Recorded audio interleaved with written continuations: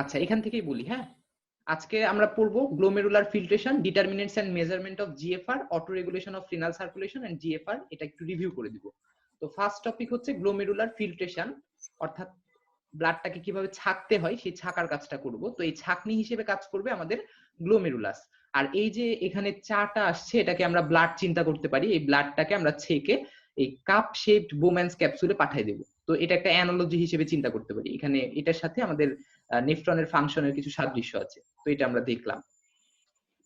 তো যেহেতু এই জায়গাতে রেনাল কর্পাসেলে কাজটা হবে, এই জন্য রেনাল কর্পাসলের যে স্ট্রাকচারটা সেটা একটু দেখার চেষ্টা করি। রেনাল কর্পাসল আমরা দুইটা জিনিস নিয়ে বলি, একটা হচ্ছে গ্লোমেরুলাস আর একটা হচ্ছে বোম্যান্স ক্যাপসুল। এগুলো আমরা সবাই জানি। গ্লোমেরুলাস মানে কি, এফারেন্ট আর্টারিয়ল আসবে, এটা কিছু ক্যাপিলারিতে বিভক্ত হবে, দিয়ে ইফারেন্ট আর্টারিয়ল হয়ে চলে যাবে। তো এগুলো হচ্ছে সেই কিছু ক্যাপিলারি, গ্লোমেরুলার ক্যাপিলারি। আর এই ক্যাপিলারির মাঝখানে আমরা এখানে দেখতে পাচ্ছি গ্রিন কালারের কিছু সেল আছে। ওই সেলগুলোকে আমরা বলি মেসেনজিয়াল সেল। আর মেসেনজিয়াল সেলের মাঝখানে এই যে লাইট গ্রিন কালারের কিছু মানে ম্যাটেরিয়ালস আছে, এগুলোকে আমরা বলি কানেকটিভ টিস্যু। এই মেসেনজিয়াম আর কানেকটিভ টিস্যু, এই মেসেনজিয়াল সেলস আর কানেকটিভ টিস্যু, এই দুইটাকে একত্রে আমরা বলি মেসেনজিয়াম। এই মেসেনজিয়ামের কিছু ভূমিকা আছে এই এখানে। তারপরে মেসেঞ্জার সেলটা কি মাঝখানে গুলো না? হ্যাঁ, গ্রিন কালারের যেগুলা মাঝখানের যে সেলগুলা, ঠিক আছে, মেসেনজিয়াল সেল। আর লাইট আর গ্রিন কানেকটিভ? সেগুলো হচ্ছে কানেকটিভ টিস্যু। ও আচ্ছা আচ্ছা আচ্ছা আচ্ছা। এরপরে এখানে দেখতে পাচ্ছি গ্লোমেরুলার ক্যাপিলারি আছে, রেড কালারের অনেকগুলো ক্যাপিলারি দেখতে পাচ্ছি, এখানে 4টা ক্যাপিলারি দেখানো আছে। এরপরে যে ব্লু কালারের গ্লোমেরুলাস আর বোম্যান্স ক্যাপসুলের মাঝখানে ব্লু কালারের যে একটা মেমব্রেন দেখতে পাবো, সেটা হচ্ছে গ্লোমেরুলার বেসমেন্ট মেমব্রেন। এটা গেল গ্লোমেরুলার বেসমেন্ট মেমব্রেন। আর তারপরে পাবো আমরা বোম্যান্স ক্যাপসুল। বোম্যান্স ক্যাপসুলের দুইটা লেয়ার, একটা হচ্ছে ভিসেরাল এপিথেলিয়াম আর একটা হচ্ছে প্যারাইটাল এপিথেলিয়াম। তো ভিসেরাল যে এপিথেলিয়ামটা, সবগুলারই আমরা বর্ণনা দিব। এই যে মেসেনজিয়াল সেলস, এটার কিছু বর্ণনা আছে, তারপরে এই যে ক্যাপিলারির বর্ণনা আছে, বেসমেন্ট মেমব্রেনের বর্ণনা আছে। মানে প্রত্যেকটা হিস্টোলজিক্যাল স্ট্রাকচার আমাদেরকে একটু করে জানতে হবে, যাতে আমরা পরবর্তীতে মানে কোথাও না আটকে যাই। এরপরে প্যারাইটাল এপিথেলিয়াল সেল লেয়ার আছে এখানে। আর এরপরে এটা তো প্রক্সিমাল কনভলিউটেড টিউবুলার সেলগুলা। তো এটা একটা গ্রস স্ট্রাকচার রেনাল কর্পাসলের। পরে এখানে তো প্রক্সিমাল কনভলিউটেড টিউবুল আছে। তো এখানে ব্লাডটা যখন থাকে, ক্যাপিলারিতে যখন থাকে, তখন ওকে কি করতে হবে, এখানে আসতে হবে, অর্থাৎ ছেকে এই পর্যন্ত আসতে হবে। যেগুলো শক্ত ভারী জিনিস আছে সেগুলা ছেকে যাবে না, হালকা জিনিসগুলা, চিকন জিনিসগুলা এখানে চলে যাবে বোম্যান্স ক্যাপসুলে। তো তাকে তো এই ব্যারিয়ারটা ক্রস করতে হচ্ছে, এখানে কিছু ব্যারিয়ার ক্রস করতে হচ্ছে। এখানে যে স্কোয়ার রেক্টেঙ্গেল শেপের ভেতরে যে ব্যারিয়ার আছে, মানে যে কয়েকটা স্ট্রাকচার আছে, ওগুলা তার যাওয়ার জন্য ব্যারিয়ার হিসেবে কাজ করে। ফার্স্টে তাকে এই যে ক্যাপিলারি এন্ডোথেলিয়াল লেয়ারটা ক্রস করতে হবে, সেকেন্ডে তাকে কি করতে হবে, এই বেসমেন্ট মেমব্রেনটা ক্রস করতে হবে, থার্ডে তাকে কি করতে হবে, এই ভিসেরাল এপিথেলিয়ামটা ক্রস করতে হবে। এই তিনটা স্ট্রাকচার তাকে ক্রস করে বোম্যান্স ক্যাপসুলে আসতে হবে। এই ব্লাডটাকে তিনটা স্ট্রাকচার ক্রস করে বোম্যান্স ক্যাপসুলে আসতে হবে। তো এই তিনটা স্ট্রাকচারকে আমরা একত্রে বলি গ্লোমেরুলার মেমব্রেন। তো আমরা গ্লোমেরুলার মেমব্রেন সম্পর্কে একটু জানি। গ্লোমেরুলার মেমব্রেন জিনিসটা কি, এটা একটা সেমি পারমিয়েবল মেমব্রেন, যেটার মধ্যে দিয়ে ফিল্ট্রেশন হয়। কিসের ফিল্ট্রেশন? প্লাজমার ফিল্ট্রেশন। ব্লাডের দুইটা অংশ, একটা হচ্ছে প্লাজমা আর একটা হচ্ছে সেল। সেল মানে আরবিসি, ডাব্লিউবিসি, প্লেটেলেট, এগুলা। তো ওগুলা তো আর ফিল্ট্রেট হয়ে চলে আসবে না। যেমন চা ছাকার সময় তো চা পাতি চলে যায় না কাপের ভেতরে, চা পাতি থেকে যায়। তো চা পাতাটাকে আমরা চিন্তা করব সেল, আর প্লাজমাকে চিন্তা করব ওই চায়ের মেন অংশটা। তো ফিল্টার হয়ে চলে যাবে এবং glomerular capillary to the Bowman's capsule, Bowman's ক্যাপসুলে চলে যাবে। তো এটা আমরা পড়েছি একটু আগে যে এটা তিনটা লেয়ার থাকে। তিনটা লেয়ার কি কি? একটা হচ্ছে এন্ডোথেলিয়াল লেয়ার অফ ক্যাপিলারি, ক্যাপিলারির এন্ডোথেলিয়াল লেয়ারটাকে ক্রস করতে হবে। সেকেন্ডে তাকে বেসমেন্ট মেমব্রেনটা ক্রস করতে হবে। থার্ডে তাকে ভিসেরাল এপিথেলিয়াল লেয়ারটা ক্রস করতে হবে। তাহলে এই তিনটা লেয়ার। ফার্স্ট লেয়ার কি? ফার্স্ট লেয়ার হচ্ছে endothelial layer of the capillary. তো আমরা দেখি ফার্স্টে এই যে এটা যদি গ্লোমেরুলাস হয়, এর ভিতরে ব্লাড থাকে, তো এটা হচ্ছে এন্ডোথেলিয়াল লেয়ার অফ ক্যাপিলারি। এটা একটা গ্লোমেরুলার ক্যাপিলারি চিন্তা করছি। তো এই যে এই রেড কালারের মাঝখানে ব্ল্যাক কালারের কিছু সেল আছে, এগুলো হচ্ছে glomerular endothelial layer of capillary. তো এন্ডোথেলিয়াল লেয়ার অফ ক্যাপিলারির বৈশিষ্ট্যটা কি? বৈশিষ্ট্য হচ্ছে the capillary endothelium is perforated by thousands of small holes called fenestrae that are 70 to 90 nanometer in diameter. এই যে সেলগুলো আছে, এই ক্যাপিলারি এন্ডোথেলিয়াল সেলগুলা, এগুলার মাঝখানে কিছু হোল থাকে, কিছু ছিদ্র থাকে, এগুলাকে আমরা বলি ফিনিস্ট্রি। এই ফিনিস্ট্রির ডায়ামিটার কতটুকু হবে? 70 to 90 ন্যানোমিটার। 70 to 90 ন্যানোমিটার, এইগুলাকে আমরা বলি ফিনিস্ট্রি। তো এই গ্লোমেরুলার ক্যাপিলারি এন্ডোথেলিয়াল লেয়ারটা কিন্তু ফিনিস্ট্রেটেড, অর্থাৎ কিছু ছিদ্রযুক্ত। এটা একটা ভালো বৈশিষ্ট্য যে ছিদ্র হলে আমরা কি করতে পারবো, সহজেই প্লাজমাগুলো এর ভেতর দিয়ে চলে যেতে পারবে। ছিদ্র থাকার এটা একটা সুবিধা। although the fenestrations are relatively large, অনেক বড় থাকে, বড় হলেই তো পাস করতে দিবে, বড় না হলে তো পাস করতে দিবে না। endothelial cells are endowed with fixed negative charges that hinder the passage of plasma proteins। এখানে কিছু নেগেটিভ চার্জ থাকে। নেগেটিভ চার্জ কেন থাকে সেটা একটু পরে বলছি।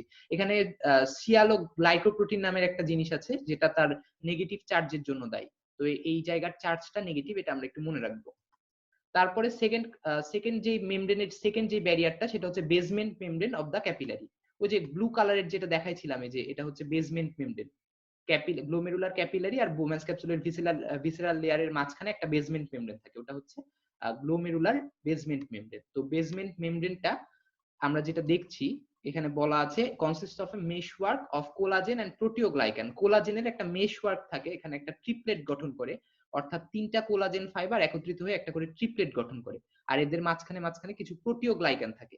তো এখানে নেট কি আমার খারাপ? হায় আল্লাহ, শুনতে পাচ্ছ না তোমরা? আমি শুনতে পাচ্ছি। বাকিরা শুনতে পাচ্ছি তো। হ্যাঁ শুনতে পাচ্ছি। সাজন কোন জায়গা থেকে শুনুনি? সাজন চলে গেল নাকি? হ্যাঁ, লেফট।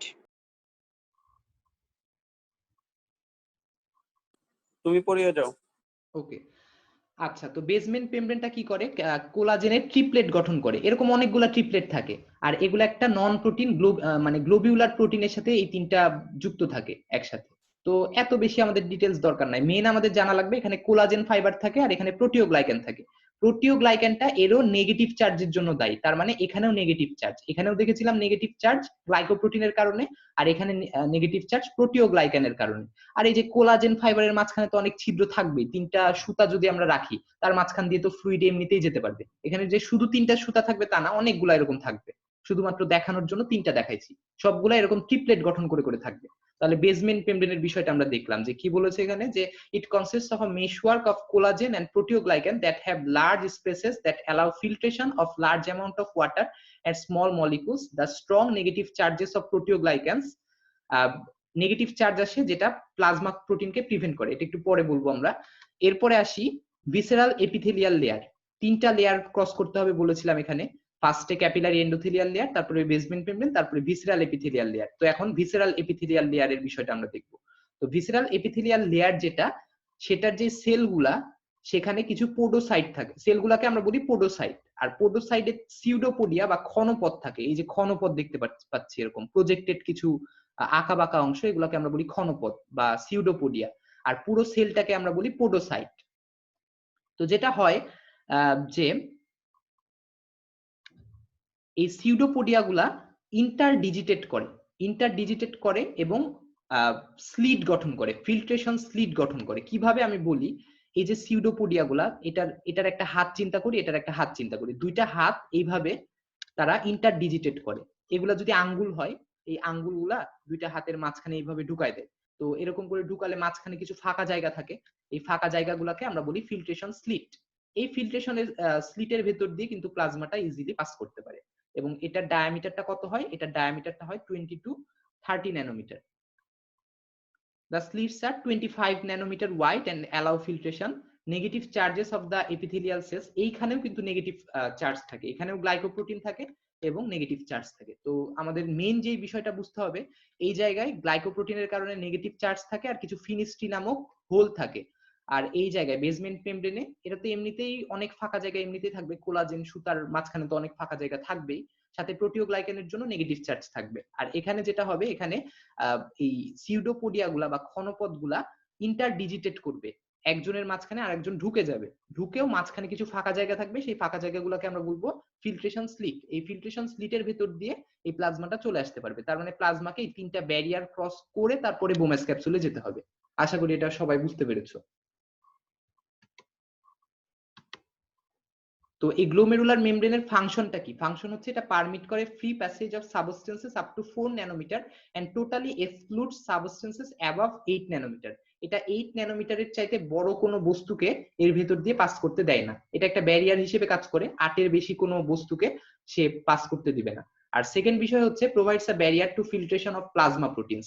এখন এই বিষয়টা বলার আমাদের সময় এসেছে যে সব জায়গাতে আমরা কি দেখলাম, নেগেটিভ চার্জ দেখলাম, এখানেও নেগেটিভ চার্জ, এখানেও নেগেটিভ চার্জ, এখানেও নেগেটিভ চার্জ, মাঝখানে প্রোটিওগ্লাইকানের জন্য আর দুই পাশে গ্লাইকোপ্রোটিনের জন্য। তো এই নেগেটিভ চার্জটা কিসে সুবিধা করে? নেগেটিভ চার্জটা আমরা জানি যে আমাদের যেগুলো প্লাজমা প্রোটিন আছে সেগুলো নেগেটিভ চার্জ থাকে অটোমেটিক্যালি। তো এই নেগেটিভ চার্জটা, এই ব্যারিয়ারের নেগেটিভ চার্জটা প্লাজমা প্রোটিনকে কি করে, রিপেল করে বা বিকর্ষণ করে। বিকর্ষণ করলে কি হবে, প্লাজমা প্রোটিনটা এর ভিতর দিয়ে আসতে পারবে না।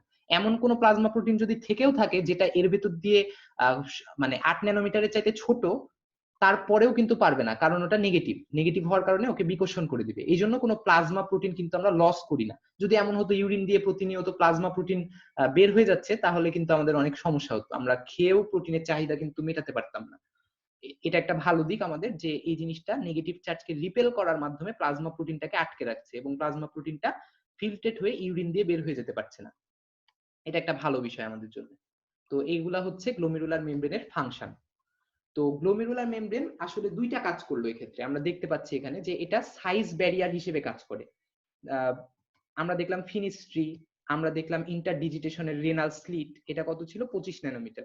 আর ওই ফিনিস্ট্রি গুলা কত ছিল, অ্যাপ্রক্সিমেটলি কত 50 টু 70 ন্যানোমিটার ছিল মনে হয়, 70 টু 90 ন্যানোমিটার। তো সব মিলে এই ব্যারিয়ারটা 8 ন্যানোমিটারের চাইতে বড় কোনো বস্তুকে পাস করতে দেয় না। এখন কোনো বস্তু যদি 8 ন্যানোমিটারের চাইতে বড় হয় তাহলে সে যেতে পারবে না, আর 8 ন্যানোমিটারের চাইতে যদি ছোট হয় তাহলে সে যেতে পারবে। তার মানে এটা একটা ব্যারিয়ার হিসেবে কাজ করলো, সাইজ ব্যারিয়ার। তো এই জন্য আমাদের ব্লাডের যেই আরবিসি গুলা থাকে, ডাব্লিউবিসি গুলা থাকে, প্লেটলেট গুলা থাকে, এগুলা আমরা সাইজ দেখেই বুঝতে পারছি, কি এগুলা খুব বড় হয়ে যাচ্ছে। ওই মেমব্রেন দিয়ে পাস করার মতো অ্যাবিলিটি এদের নাই। 7 to 8 micrometer, 12 to 14 micrometer, 1 to 24 micrometer. Micrometer তো ন্যানোমিটারের চাইতে অনেক বড়, এই জন্য এগুলা ওই সাইজের ভিতর দিয়ে পাস করতে পারে না। আর একটা গুরুত্বপূর্ণ বিষয় হচ্ছে অ্যালবুমিন, যেটা এটা 6 ন্যানোমিটার থাকে। তো আমরা তো জানি 8 ন্যানোমিটারের চাইতে ছোট যে কোনো কিছু ফ্রিলি ফিল্টার হতে পারে। তো অ্যালবুমিনটাও তো তাহলে ফ্রিলি চলে যাওয়ার কথা। তো আপাতত দেখলাম যে albumin just right to be filtered, এটা সাইজ ব্যারিয়ার একে বাধা দিবে না। অ্যালবুমিনটাকে সাইজ ব্যারিয়ারটা কোনো বাধা দিবে না, কারণ এটা 6 ন্যানোমিটার। আর গ্লোবিউলিন আর অন্যান্য যেসব প্লাজমা প্রোটিন আছে এগুলো অনেক বড়, এগুলা কিন্তু এই সাইজ ব্যারিয়ারটাকে ক্রস করতে পারবে না। তো শুধু যে তাহলে এই আরবিসি যেতে পারবে না, প্লেটেলেট যেতে পারবে না, তারপরে ডাব্লিউবিসি যেতে পারবে না, গ্লোবিউলিন অন্যান্য প্লাজমা প্রোটিন যেতে পারবে না, এটা আমাদের একটা ভালো বিষয় হলো। কিন্তু এখন আমরা অ্যালবুমিন নিয়ে কনসার্ন। তো এই অ্যালবুমিন বা এই টাইপের কিছু জিনিস যাতে যেতে না পারে এই জন্য এই আচ্ছা এখানে প্লাজমা প্রোটিন হবে না, একটা কারেকশন করো, এটা হচ্ছে glomerular membrane. Glomerular membrane acts as a charge barrier. Charge barrier হিসেবে কাজ করে কারণ ওখানে নেগেটিভ চার্জ থাকে। এই জন্য কোনো পজিটিভ চার্জের কিছু যদি আসে তাহলে ওইটাকে সহজেই সে যেতে দেয়, অর্থাৎ ম্যাক্সিমাম রেটে পাস করতে দেয়। আর কোনো নেগেটিভ চার্জের কোনো জিনিস যদি আসে তাহলে সে সেটাকে কি করে, মিনিমাম রেটে পাস করতে দেয়, অর্থাৎ বিকর্ষণ করে এবং চায় যে সে যাতে পাস না করুক, এবং অনেক বেশি ফোর্স দেওয়া হলে বাই এনি চান্স অনেক কম একটা রেটে পাস করতেও পারে সামহাউ কখনো। তো এই জন্য নেগেটিভ চার্জ গুলা পাস করতে পারে না এর ভেতর দিয়ে।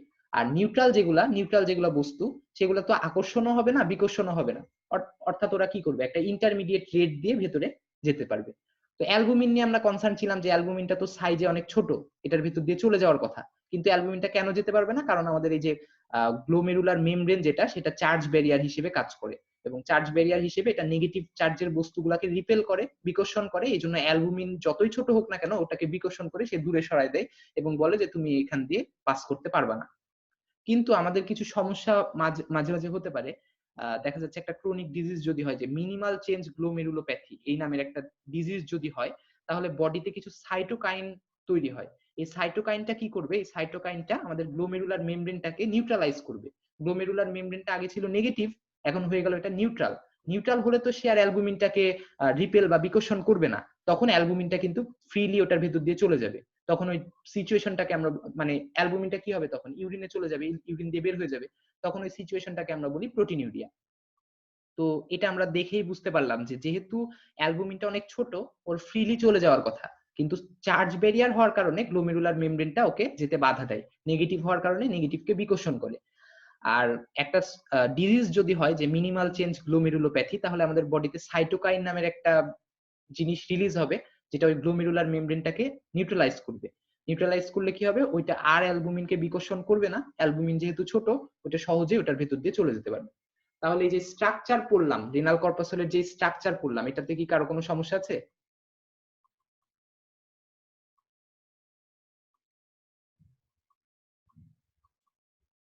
হ্যালো,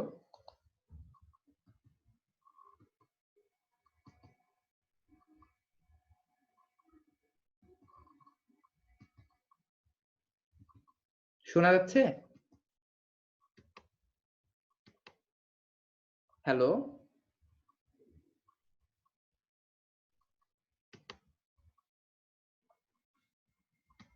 কেউ আছো? হ্যাঁ, শোনা যাচ্ছে তো? হ্যাঁ, বুঝা গেছে এই পর্যন্ত? হ্যাঁ, তুমি কন্টিনিউ করো। আচ্ছা, তাহলে আমরা ওই অ্যানাটমিক্যালি বুঝলাম যে ওই জায়গাটা দেখতে কেমন বা ওই জায়গাটা কাকে কাকে পাস করতে দিবে। এখন আমরা পুরো ছাকার কাজটাতে চলে আসি। ছাকার কাজটাকে আমরা বলি গ্লোমেরুলার ফিল্ট্রেশন।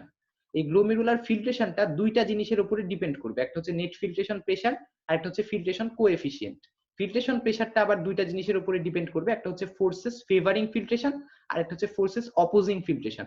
আর ফিল্ট্রেশন কোএফিসিয়েন্টটা আবার দুইটা জিনিসের উপরে ডিপেন্ড করবে, একটা হচ্ছে পারমিয়েবিলিটি আর একটা হচ্ছে সারফেস এরিয়া। তো এগুলো সব কি জিনিস বললাম হাবিজাবি, এগুলো সব আমরা একটু পরে দেখতে পাবো। এট ফার্স্ট কি হবে, এট ফার্স্ট আমরা নেট ফিল্ট্রেশন প্রেসারের কথা বলবো। তো এটা বলার আগে আমরা একটা গল্প দেখি, গল্প চিন্তা করি। যে এখানে একটা ফাদার আছে আর একটা ডটার আছে আর একটা স্টেপ মাদার। তো স্টেপ মাদারটা কি চায়, যে ডটারটা যাতে বাড়ি থেকে সবসময় চলে যাক, আর ফাদারটা কি চায় যে না, তার ডটার তার কাছে থাকুক। আর ওই পাশে গেটের বাহিরে তার খালা দাঁড়ায় আছে, মানে তার আন্টি। তো উনি কি চাবে, উনি চাবে যে এই ডটারটাকে নিয়ে যেতে। আর আঙ্কেল কি চাবে, আঙ্কেল হয়তোবা চাবে যে সে যাতে না আসুক, সে তো আর তার ডটার না। কিন্তু খালা তো নিজের সম্পর্ক, খালা চাবে যে ডটারটা যাতে আসুক। এই অ্যানালজিটা আশা করি বুঝতে পেরেছো, যে ফাদার কি চাবে, ফাদার চাবে ডটারটাকে ধরে রাখতে, স্টেপ মাদার চাবে যে ডটারটা যাতে চলে যাক, খালা তো আপন খালা, আপন খালা চাবে যে ডটারটা যাতে আসুক, আর আঙ্কেল যেটা খালু সে চাবে যে যাতে না আসুক। সে অনেক কনস্পাইরেসি করে ওর আশাটাকে বন্ধ করবে, যে অন্যের মেয়েকে সে নিয়ে এসে কি করবে। কিন্তু খালা যেহেতু নিজের সম্পর্ক, এই জন্য খালা চাবে এই ডটারটাকে নিয়ে আসতে। এটা কি বুঝতে পারলা? তো এই ফ্যামিলিটাকে আমি নাম দিয়েছি স্টার্লিং ফ্যামিলি, কারণ এটা বডিতে যত ক্যাপিলারি আছে সবগুলা ক্যাপিলারির স্টার্লিং ফোর্সের সাথে সাদৃশ্যপূর্ণ। কিভাবে সাদৃশ্যপূর্ণ দেখি আমরা একটু। ক্যাপিলারির ভেতরে যে ফ্লুইড গুলা থাকে সেই ফ্লুইড গুলাকে আমি নাম দিয়েছি ডটার। আর আমাদের যে গ্লোমেরুলার ক্যাপিলারি হাইড্রোস্ট্যাটিক প্রেসার, এর ভেতরে ক্যাপিলারির ভেতরের যে প্রেসার আছে সেটাকে আমি নাম দিয়েছি স্টেপ মাদার। আর গ্লোমেরুলাসের ভেতরে কিছু প্রোটিন থাকে, আমরা জানি যে গ্লোমেরুলাসের ভেতরে এই গ্রিন কালারের যেগুলো দেখছি এগুলো হচ্ছে প্লাজমা প্রোটিন। তো প্লাজমা প্রোটিন গুলা কিন্তু কলয়েড ইন নেচার, আমরা জানি যে কলয়েড এর মতো আচরণ করে। তো কলয়েড কি করে, সবসময় পানি ধরে রাখতে চায়। তো ওইটাকে আমি নাম দিয়েছি, কলয়েড যে অসমোটিক প্রেসারটা ক্রিয়েট করে সেটাকে আমি নাম দিয়েছি ফাদার। আর বোম্যান্স ক্যাপসুলের ভেতরের যে প্রেসারটা সেটাকে আমি নাম দিয়েছি আঙ্কেল। আর গ্লোমেরুলার ক্যাপিলারির ভেতরে যে colloid osmotic pressure, glomerular Bowman's ক্যাপসুলের ভেতরেও তো কিছু, আচ্ছা এখানে একটা ভুল হয়েছে, এটা ঠিক করে দিই।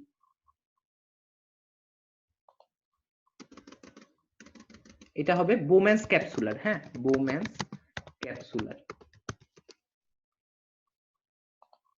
বোম্যান্স ক্যাপসুলার কলয়েড যে অসমোটিক প্রেসারটা সেটাকে আমি নাম দিয়েছি আন্টি, মানে খালা। তো ডটার মানে ফ্লুইডটাকে আমাকে কি করতে হবে, ছেঁকে নিচে পাঠাতে হবে। স্টেপ মাদার অর্থাৎ এর ভেতরের যে প্রেসারটা সেটা কি চাবে, যে ও চলে যাক। আর ফাদার অর্থাৎ কলয়েড যেটা, মানে প্রোটিন গুলা চাবে যে পানিটা যাতে না যাক, ওকে ধরে রাখবো। তো কলয়েড অসমোটিক প্রেসারটা কি করবে, চাবে যে যাতে ওটা ফ্লুইডটাকে ধরে রাখতে পারে। আর আঙ্কেল এই পাশ থেকে কি চাবে, আঙ্কেল মানে হচ্ছে এই পাশের যে চাপটা, ও চাবে যে ও যাতে না আসুক, ওকে সবসময় সে উল্টা দিকে বিকর্ষণ করবে, যে তোমার আসার দরকার নাই, তুমি চলে যাও। আর আন্টি বা খালা যেটা, সে চাবে যে সে যাতে এখানে চলে আসুক, মানে এখানে যদি কোনো প্রোটিন থাকে, তো এখানে কোনো প্রোটিন থাকলে কি হবে, প্রোটিনটা চাবে যে পানিটা যাতে আসুক, পানি ধরে রাখার ক্ষমতাকে আমরা বলি কলয়েড। তো কলয়েড কি চাবে, যে সে যাতে আসুক। তো এটা হচ্ছে খালা। তো সব মিলে আমরা দেখি যে গ্লোমেরুলার ক্যাপিলারি হাইড্রোস্ট্যাটিক প্রেসার, এখানে প্রেসার কত থাকে, 60 millimetre mercury. Glomerular colloid osmotic pressure, protein গুলার পানি ধরে রাখার ক্ষমতা এখানে 32 millimetre mercury. Bowman's capsular hydrostatic pressure, এর ভিতরে যে ফ্লুইড গুলা থাকে সেগুলোর হাইড্রোস্ট্যাটিক প্রেসার হচ্ছে 18 মিলিমিটার মার্কারি। আর এখানে যে প্রোটিন থাকে আসলে এখানে কোনো প্রোটিনই থাকে না, অর্থাৎ আমাদের এখানে ভালো খালার অভাব। তার মানে খালাটা ভালো না, চিত্র দেখেই বোঝা যাচ্ছে খালাটা তেমন একটা ভালো হওয়ার কথা না। তো খালা বলে কিছু নাই এখানে আসলে। তার মানে ওকে আনার মতো কেউ নাই, কিন্তু ওকে ঠেলে দেওয়ার মতো মানুষ কিন্তু অনেক আছে। স্টেপ মাদারটা অনেক জোরে ওকে ঠেলে দিচ্ছে 60 মিলিমিটার মার্কারিতে। তো Bowman's capsular capillary colloid osmotic প্রেসারটা এখানে 0, কারণ একটা সুস্থ বোম্যান্স ক্যাপসুলের ভিতরে কোনো প্রোটিন থাকে না। আমরা দেখেছি যে প্রোটিনটা এখান দিয়ে গ্লোমেরুলার মেমব্রেন দিয়ে পাস করতে পারে না।